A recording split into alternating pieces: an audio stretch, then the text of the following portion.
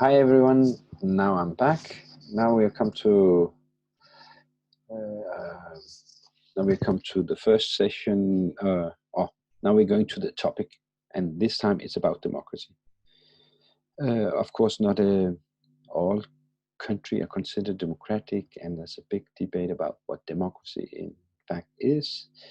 But here it's an introduction to it and different perspectives on introduction, and where possible, I will try also to link it up to the article that you also were reading today when it's relevant.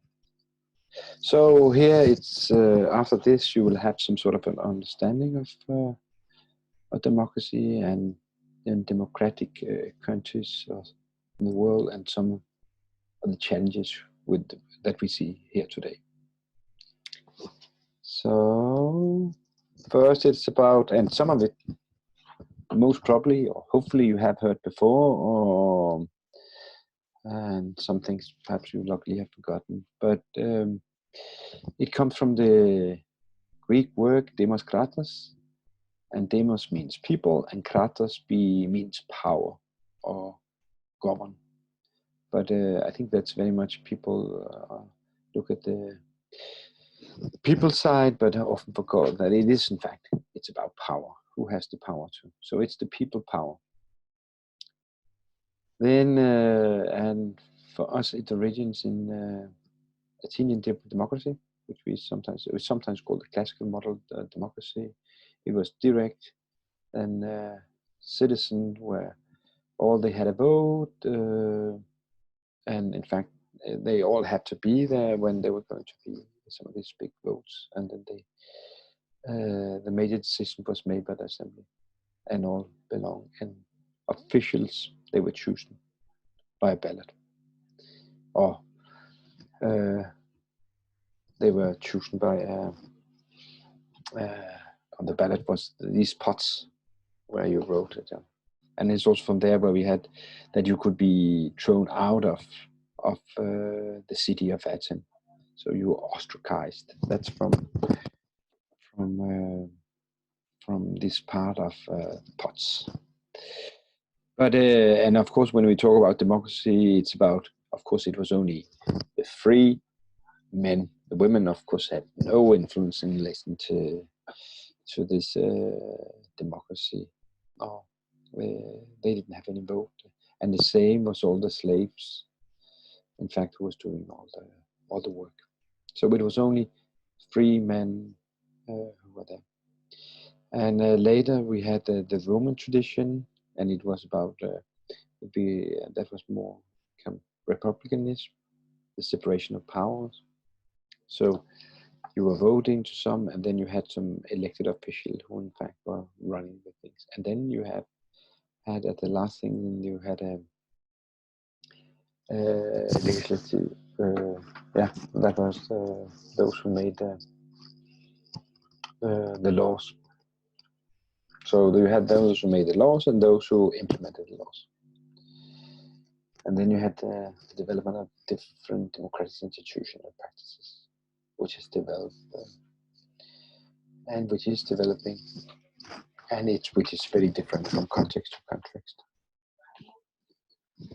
But as most of you know, then the Athenian democracy, it faded out. It was over. Athens was conquered a couple of times, and it was destroyed. And then in the Roman Republic, it also imploded, and you got these councils, Caesars, who came. So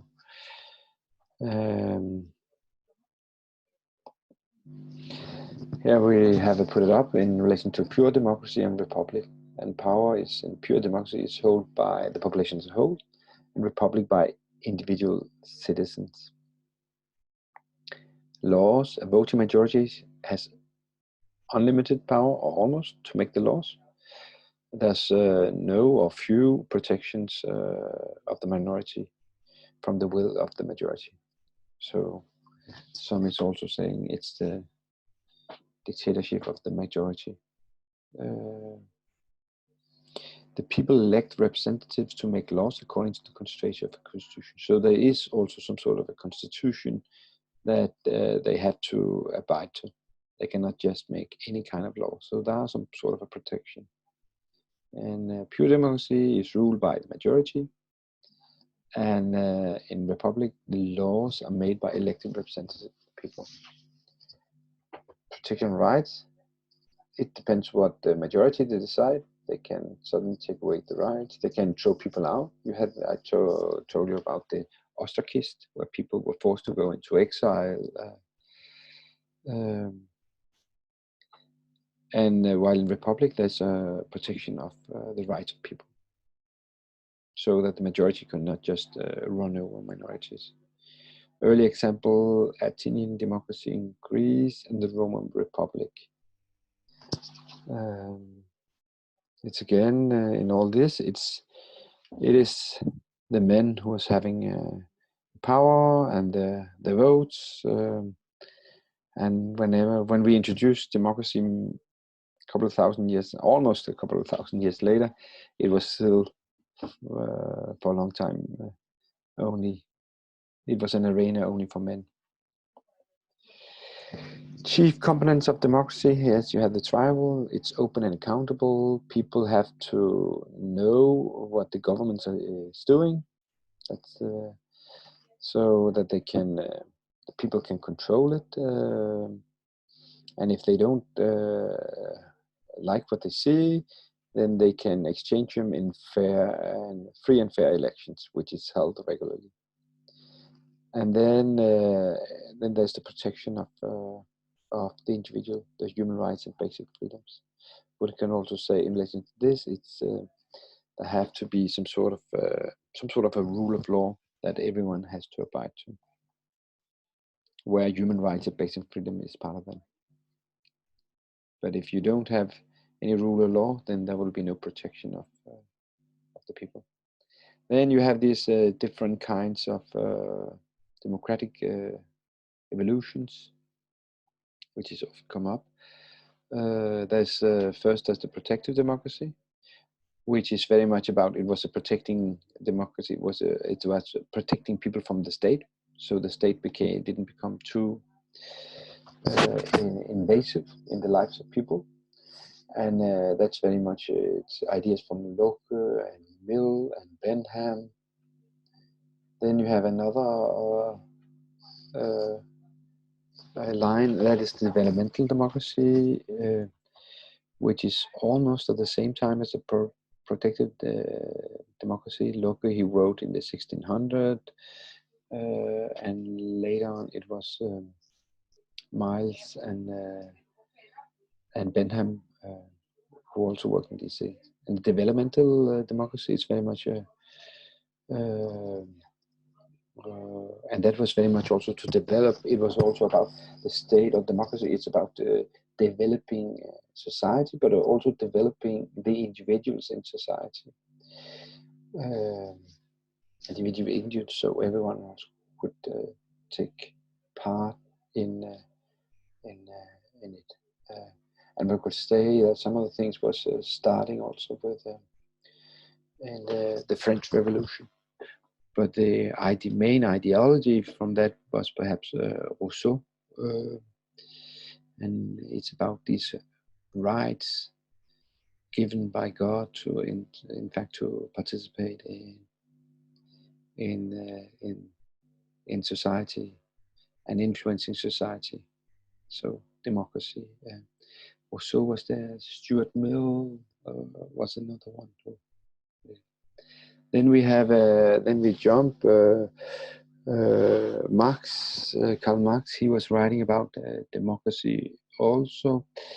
And he was very much, it was as an opponent to Hegel. Hegel, he didn't like democracy at all. It was about the enlightened ruler. That was very much taken from, he was based in Preußen, or today's Germany. And you had the strong enlightened rulers in the Preußen. So it was also about not questioning the. Another one was people that could turn very, very bad. If people, ignorant people, they took over power. So Marx, he was very much a proponent of democracy, and in fact here it's a people's democracy, but in fact it was also about the liberal democracy in his early writing, because people's democracy has got a different connotation, and I will talk about that. It will come under the Marxist view of democracy, which is in this way is. Yeah. Then we have the liberal democracy, and the liberal democracy was where free people in free states that they had the vote and they could change the government, they took part and things like that.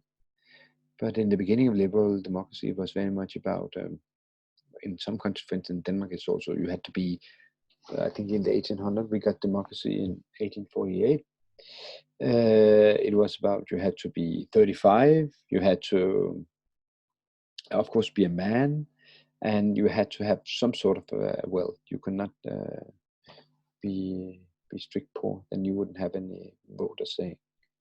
So if you stayed on the places that they had for poor and destitute, you didn't have any vote at all. That was taken away from you. And then here it's called the Marxist view of democracy. It would be, let's say, the people's view of democracy, because in Marxism there's many different perspectives on democracy. And here it's very much I look about Lenin, and it's a democratic centralism. That is means all the powers go to the party, and here it's the Communist Party, and that they adopted in Soviet Union, but also in China. In fact, they still have it. They claim that they are democratic, but it's very much related to the political party. And in order to get into you have to be accepted to the political party, and then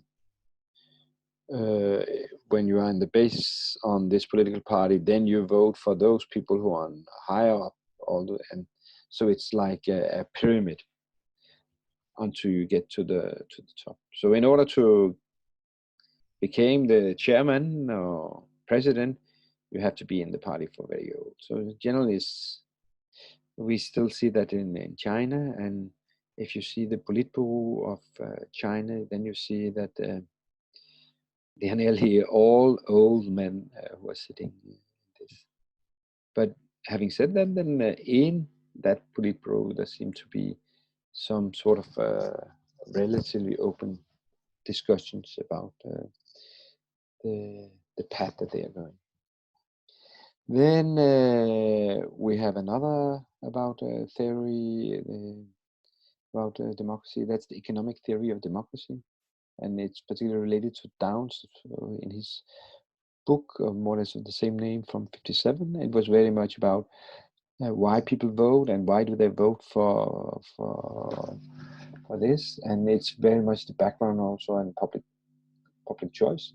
It's very interesting that based on his hypothesis, then hardly anyone was supposed to vote, but in fact the voting turnover was much higher than based on his original theories. But his view is very much based on the so-called rational man, where people are very rational, and also it's also based on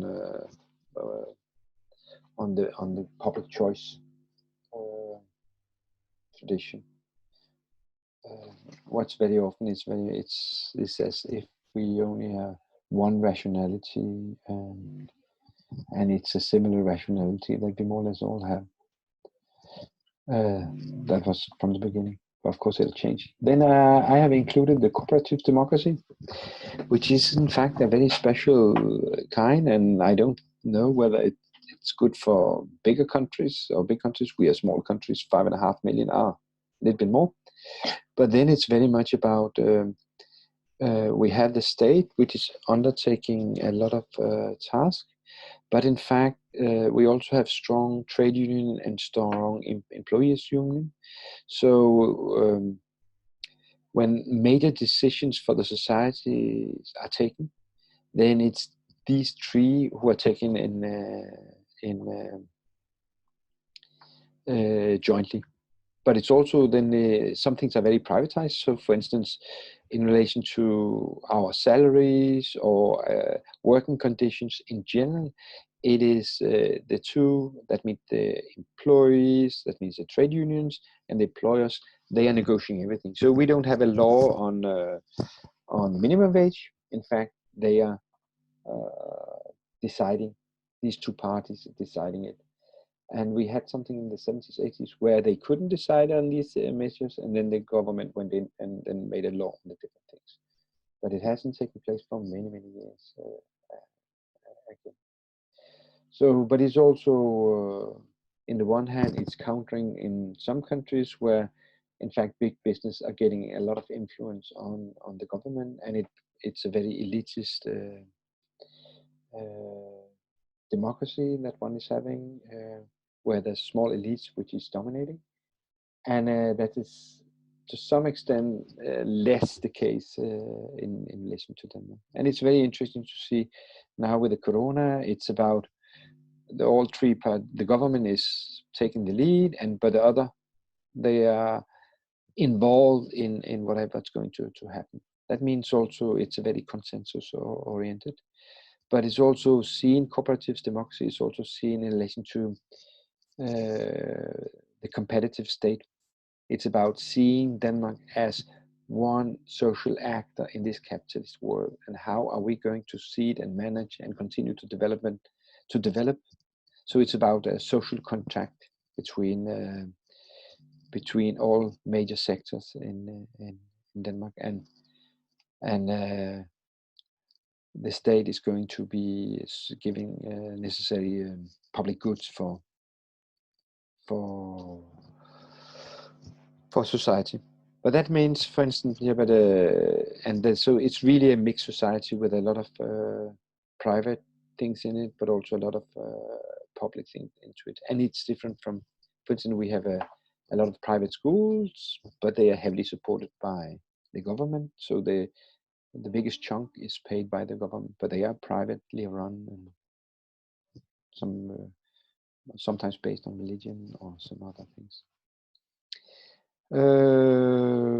Yes, definitions.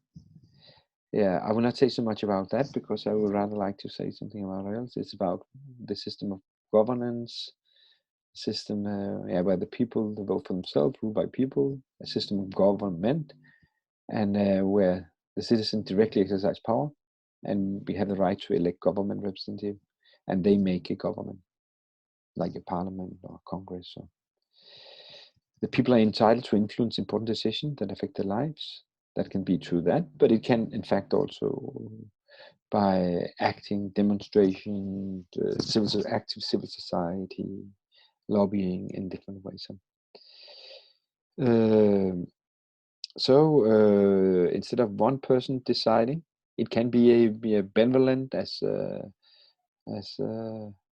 enlightened as we had in Denmark for in the 1600 or so-called enlightened. And then while democracy is supposed to be stronger because it brings together the views and interests of all people. So the future can be decided on broader based on information, but also views. And then on a democratic government, we have certain basic rights that government cannot take away. And there's a rule of law which is secure that that this is in place. And that's very much also important for having a market, for that's for instance the property rights. People have to know what they have and don't have. So in another state, we're just coming and taking it away from it, or permitting others just to take your property from you. And then right are international recognized and guarantees. Most of them are written into different conventions, and that's in a way good. So we have some general standards or general rules, And guaranteed, yes, they are in a way guaranteed, but as we don't have any international mechanisms to enforce it, then what we've seen this year is some of these conventions, they are just they're not even worth the paper they are signed on, because most countries are not implementing it. I worked with the torture issue before, and most of the countries in the world have signed it, but still they are continuing permitting it. Now we go to one of the most famous US researchers on democracy, and it's very interesting. That's Dahl. He doesn't like the word democracy because it's overused, overstretched, and people have different meanings on it. So instead, he term liberal democracy, or is very much on polyarchy, and he has 5 requirements for democracy. So I think it has to be effective participation. That means it's not enough that 1% of the population. It's not.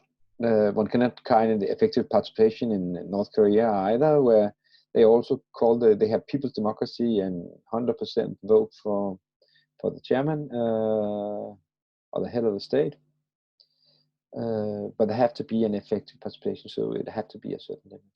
One can discuss whether 50% is enough turnover to be an effective participation, for instance, in the United States, where in general it is about 50% of those who could vote if they had the possibility or if they wanted and so on, are willing to do so, and they voted. Then it's the equality in voting. Everyone has one vote. There are some so-called democracies where some votes count for more, or then you have a gaining enlightened understanding. You need to have some sort of understanding about democracy and why it's important to sustain it. Then exercising control over the agenda. That's also, we know what's going on, and we can decide. Exercising control over the agenda. So it's us who decide, or in democracy, it's the people or those we elect who decides what's going to be the agenda. Then it's about inclusion of all adults. Our inclusion here is just inclusion of adults, but of more or less all adults is important. And here, it's again just what I told you about the term polyarchy, which means many rules. And what's very important in this ideal type of regime is very much, it's about contestation. It's about that people have different views and interests, and they are permitted to air them. So there will be conflicts in relationship, but in conflict is also does not have to be negative, but also positive in that way that it can.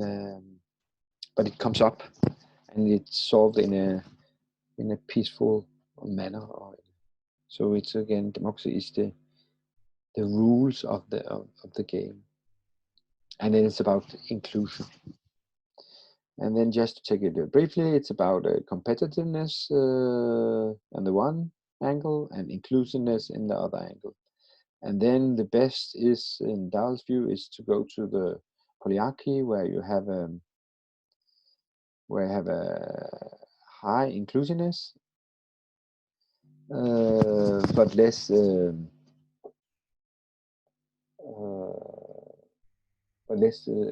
high competitiveness. While and then in fact inclusive hegemony can also be, and then it's about everyone is inclusive, but it is hegemony of fewer groups de facto. So, and the worst is autocracy and competitive oligarchy. So coming to the oligarchy, that's where different groups, they are fighting against each other, but it's only few groups. It's not everyone who's involved. And autocracy, that is where one is ruling. In the worst cases, one is ruling and deciding everything. Then Clark and others in 2009, they try to put in the world in this, and I think it can be questioned, but it can also be discussed. But of course, in the inclusion, China is low on both of it. But one could perhaps say that nowadays that China, there's a little bit more contestation. I don't think it's so much, but there is some more contestation and inclusion perhaps also a little bit more. But it's still the Communist Party which is securely holding governing the country. Then you have the former Soviet Union, which seemingly had a high inclusion and a low contestation. I don't know how.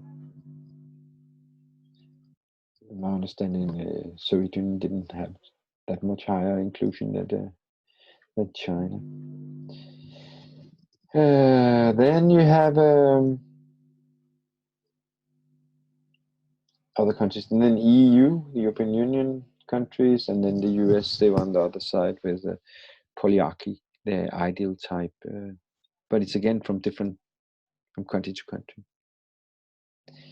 and it can be discussed because it's so different. Limits of the elements is information of power is a must. It has to be included in Dahl's analysis. It's not everyone who has the same kind of information and capable of using it. And then there's transparency is extremely important, but which is not looked into in his very, in a way, simple model. And the last, I would say, it's about the inequalities. It's about people can be formally involved, but in reality they are not, partly because of the information is so disproportionately shared. There's no transparency, and then some they have much more resources in order to influence. So it's about it's also about the media and democratic principle and procedures. Main principle is we have the public realm and the citizen. You have competition, election, and representatives, and then you have some sort of a majority rule, civil society, competition, and cooperation. So it's again, you have the government, but you also have people outside the government who is also working with government or working against government and changing all the time, trying also to influence different. That's where the article you had today, they are different between, they are talking about the civil society and then the political society. So the political society is more in relation to majority rule and competition election. And civil society it's outside this. I think that it's and it's a main principle, majority rules. It's about yeah, but I'm thinking about the United States again, where you had some election where president has won, even though they don't have the majority of the votes in the country or the whole United States, but due to the constitution and how it divided with the different states and the rules in relation to elections, you can win without having, in fact, the majority of the votes. Then control, main procedures, control is vested in election officials. And sometimes it can be very different also from country to country. In my country, we have there's a so-called ombudsman institution, which is elected by parliament, but is supposed to be independent and controlling, in fact, also that the government is, in fact, or all the governance in the country, they're in fact doing what they are intended to do. So it's a protection for the citizen. It's a strong tradition in particularly Scandinavian country. That's it. The word is also coming from Scandinavia, ombudsman. And as you can hear, it's from the time when women, they didn't have so much to say in the political sphere, so it was not ombudswoman. Frequent and fair elections, that's also, and there, of course, there's difference in some countries. We'll discuss that later. In some countries, you have to have election every 4th year. In some countries, in fact, it's the prime minister. He can, the same in the UK, United Kingdom, where in fact the prime minister can decide that, oh, now it's time for election because there's a problem with the majority in, or having a majority in parliament, or for narrow political interest. Or now we're going to win more votes, so we're going to have elections. Normally in Denmark, it's every 4 years, or more or less. But it is, in the 70s, we had a lot of minority government. So in fact, we had a lot of elections that time. In famous for having election, that's Italy. I think since Second World War, they have 40 elections or something like that. So suffrage rights, so everyone, it's again to participate in society and to vote. It includes almost all adults. Even in Denmark, it's not all adults. If you are on a mental asylum, then some they may have taken away their rights to vote, but it's really, really a small minority. Rights to expression, your freedom of expression, so you can go out and say what you want. Yeah, there's of course limit to that, because you can go out, say what you want, but you may lose your job, or you may, so it is ideal what is written. Available alternative source information, so you have many ways to get information. You have an independent press. That's very much challenged nowadays with only a few big press on the one hand. So, and if these are very ideological run, and then on the other hand, it's about social media, where all kind of information come out, which some is right, some is wrong. And there's no, like in the press, journalists who how to say, process these kind of information. So there's still some who think that the world is that hadn't been any people on the moon, and 9/11 was an inside job and things like that. So that all kind of that. It was the US who are behind the virus in China. Yeah, but here during the corona, it's really, there's quite a lot of information. Yeah, you heard about some of it in the beginning. Yeah, but corona doesn't affect people of color. And then afterwards find out that's in fact not true. And then the right to organization. I think, in fact, that's, some of us think that's perhaps the most important right. That is, in fact, that we can form freely association. I come from a country which is called the country of association, so we have thousands and thousands of association, and it's so easy to make up an association and be registered. So that's also part of the civil society, or that the people are very active also in society. But we also seen that now there's some about controlling. There's some associations which are not permitted, and that's due to the terrorist law or the terrorist attacks. And in Denmark, it has in fact been allowed, and also because we had a very, very free freedom of speech, so you could say everything. Even really, really bad thing, but as long as you didn't do any action upon this, then you were free to say all kind of stupid things also.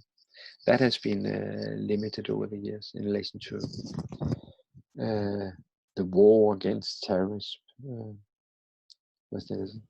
So from direct democracy to representative democracy, so there's not so many direct democracies in the world. There's some few states in the United States where they have where they're applying some kind of direct democracy, and then of course there's a famous Switzerland. Some say direct democracy is the is the most democratic.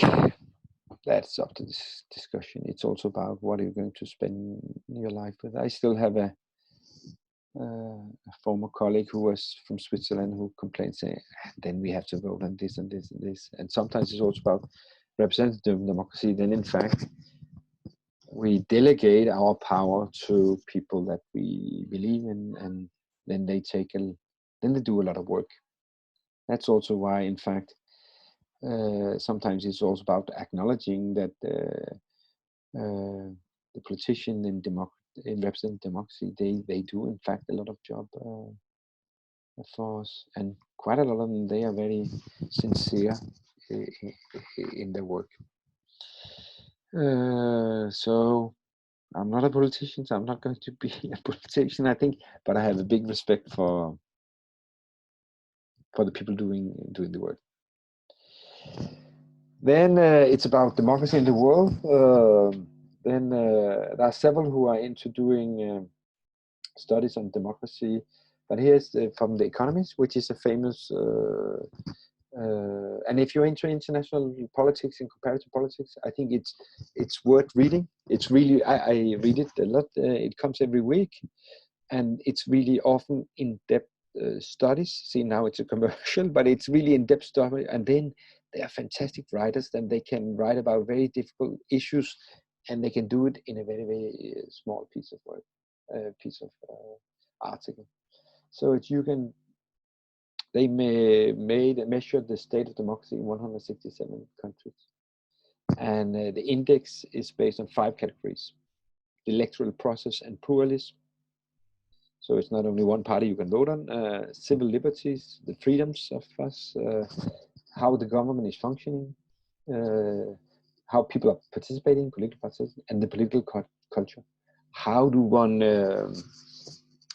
engage with each other? We have, for instance, in Denmark, we say that we have many friendships between people of different parties, and less inside the parties.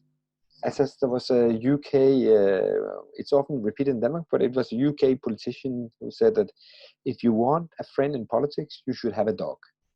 It's again, you couldn't trust anybody, and particularly not the people in your own party, because they perhaps had aspiration themselves. So, and in order to become a minister or prime minister, in fact, you have to step on some other people in order to reach that position.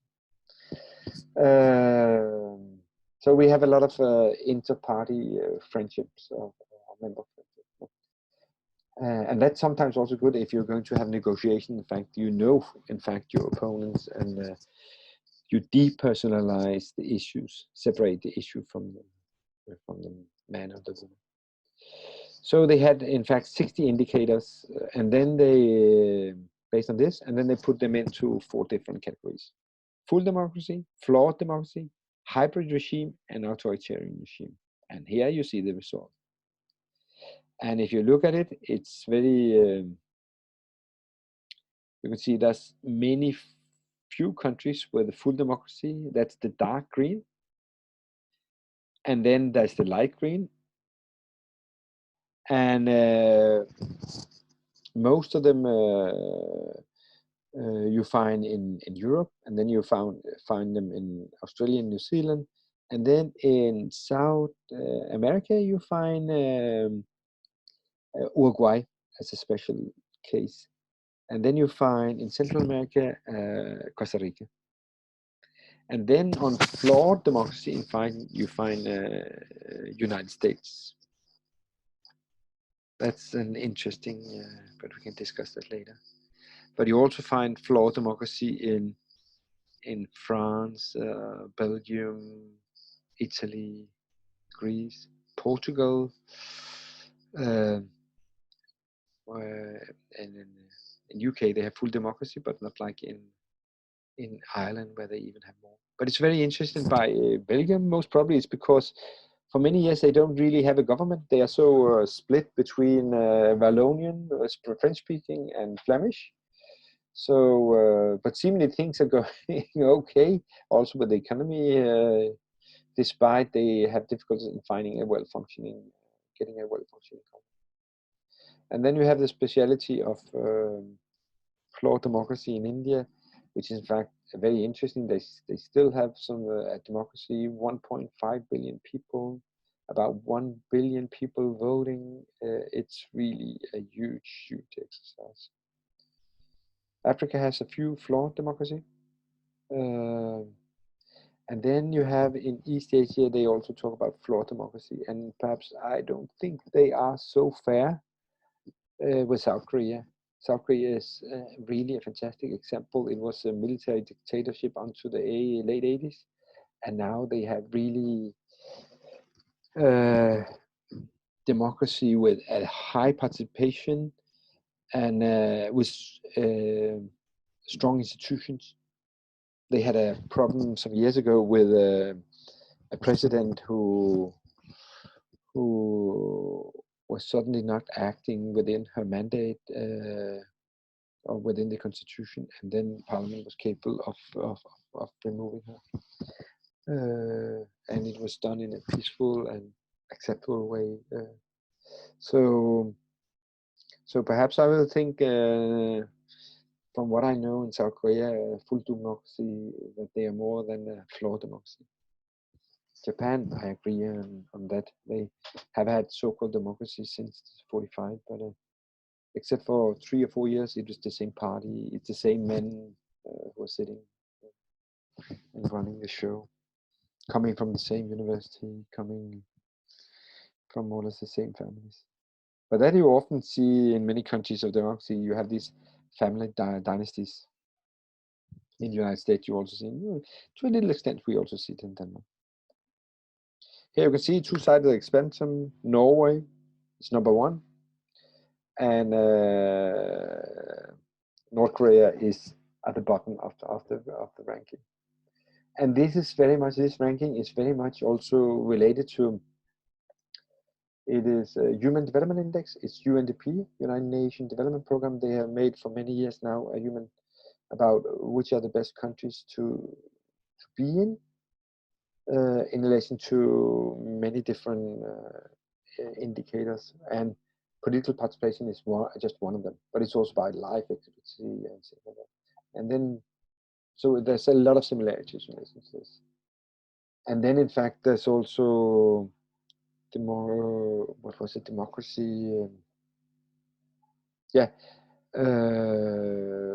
Democracy. There's another one also, the happiness index. That's another one where they take you can have all these material goods and all things functioning, but you're not happy. For instance, in Denmark, we have quite a lot of people who are needing mental health assistance, but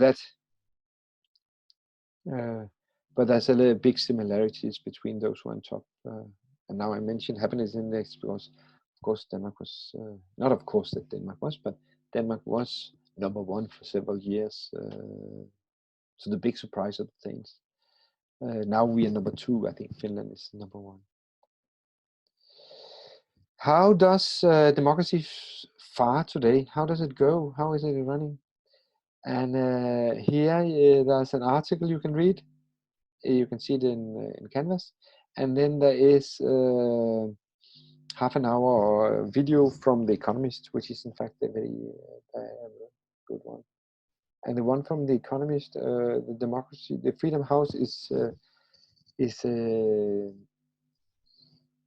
American association or private organization who existed for many years, in fact, where they are looking into how it goes with their democracy. And then every year they are rating, and in the article you will see that where they write democracy in retreat.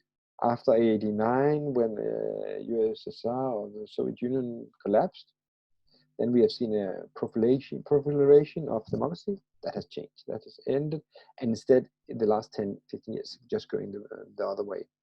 And it's really radical change in the last couple of years. So you can see that in the article. And then the next is The Economist. How bad is the crisis in democracy? So here it's not about that democratic countries in the broad sense is that's getting few of them. But here it's about there is a crisis in democracy. And then they have an example from France, United States, and Turkey. So see that it's a very good I think it's a very good illuminating about the democracy, and it's saying something about the concept of democracy and if democracy is going to continue and survive.